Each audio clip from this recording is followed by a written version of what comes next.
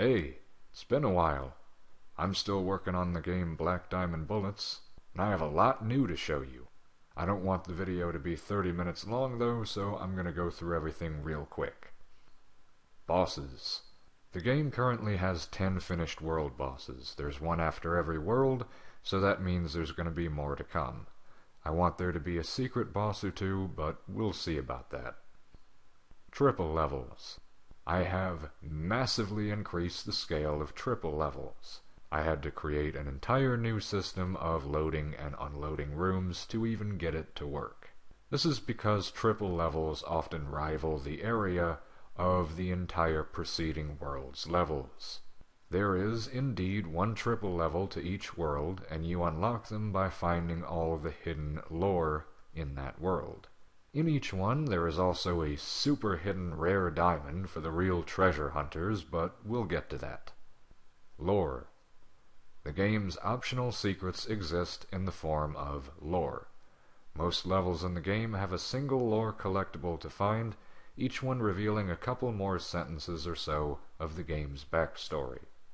About half of the lore collectibles are found in the levels themselves, and the other half are bought with the game's currency. Now, the aforementioned rare diamonds are incredibly difficult to obtain, but they lower the price of these other collectibles significantly.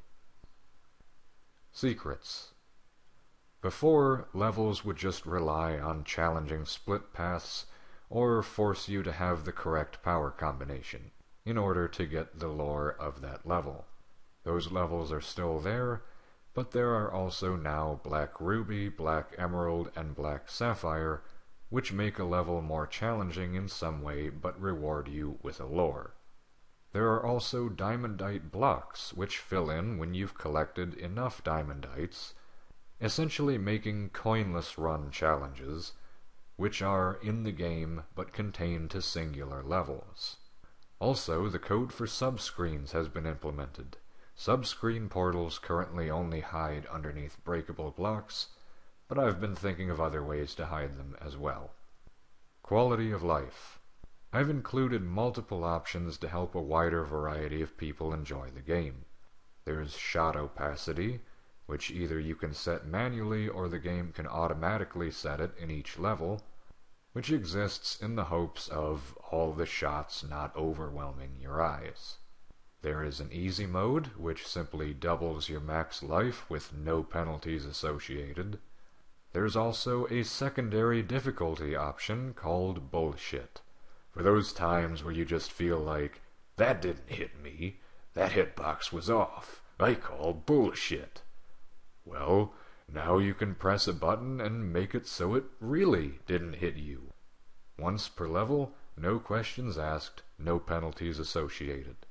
Although, both difficulty options temporarily disable themselves while red mode is enabled.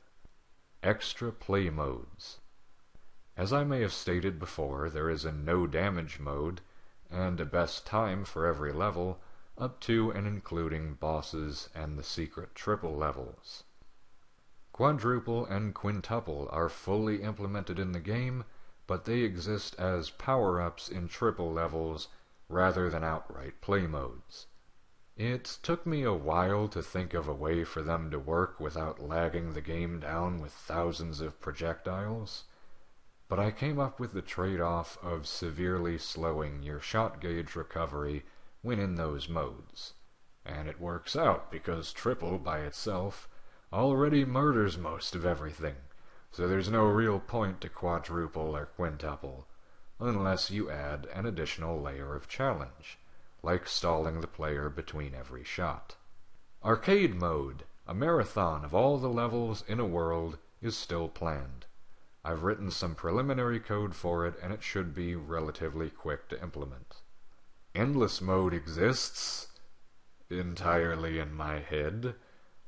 I would love to add some levels where enemies spawn in consecutively more difficult waves, and you're rewarded for how long you can last in each room. But none of the actual implementation is there yet, so these stages are more than likely going to be added post-launch in some kind of free update. However, I'm proud to say that the never-before-seen Redux mode is fully implemented. It allows you to take powers from later worlds and use them in older ones where those powers had not been introduced yet. I could make an entire video on this subject, but in short I added it because I felt there wasn't much incentive for a non-completionist to replay the levels. In conclusion, the reason I didn't make this update video for so long, the reason I've been putting it off again and again and again for about 2 years now, I kind of lacked confidence that this was something I could finish.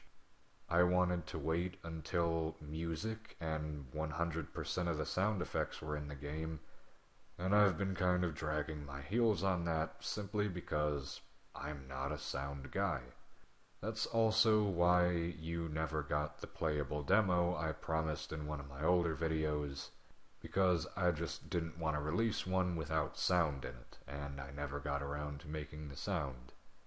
Still though, seeing all that I've made for this game, there really isn't a way I can justify giving up now, even if I end up hiring someone to make the music.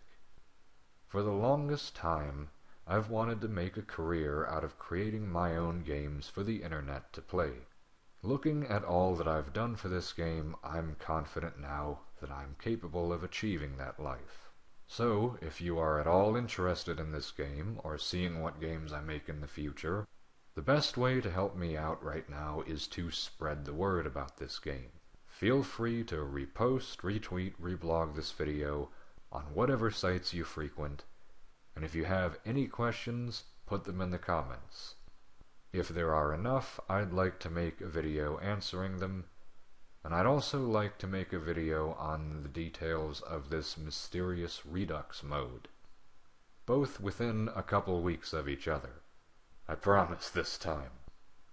And if you're interested, you can subscribe and hit the bell, or follow my Twitter to immediately see when those are uploaded. Thank you all. I'll see you later with more updates on the development of Black Diamond bullets.